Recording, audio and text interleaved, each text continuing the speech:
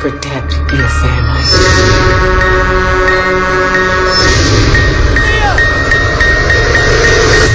This week at the movies, I got a chance to check out the new horror movie Annabelle by director John Leonetti. What's that? Next door, I heard a scream. What's that here? I'll go check it out. For starters, this is Leonetti's first big box office movie. And let me tell you, this one was tough to watch.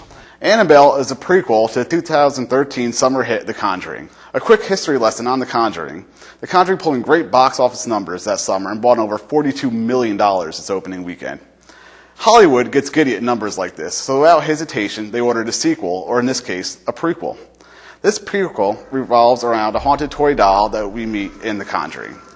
Audience seemed to be real intrigued to hear this backstory as they filled theaters around the country this opening weekend. Annabelle grossed over $37 million in 3,185 theaters. For those of you who like to crunch numbers at home, that's an average of $11,680 per theater. Not bad for an R-rated horror movie. Just because the box office numbers are good doesn't mean the movie's always good. For starters, this movie did not scare me at all. I didn't even get a creepy vibe in this movie. I will say I'm not someone who gets scared easily, but I'm also not a macho man, and I can flinch every now and then. The scary scenes were very predictable. Also, most of the scenes in the movie were in broad daylight, which isn't necessarily a bad thing, but completely takes away from the scare factor. Secondly, the acting was just awful.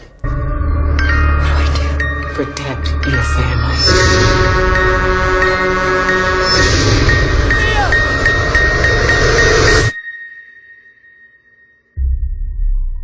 Who are you? I understand that the acting in almost every horror movie is bad, but this was brutal. The actor's job is to sell their sense of panic to the audience, so we feel it too as if we were in the movie with them. The performances, led by actress Annabelle Wallis, isn't that ironic, were incredibly unconvincing. I'd like to think the bad acting could have been covered up by a good storyline, but that wasn't the case here either. This story, by rookie writer Gary Dauberman, was very inconsistent.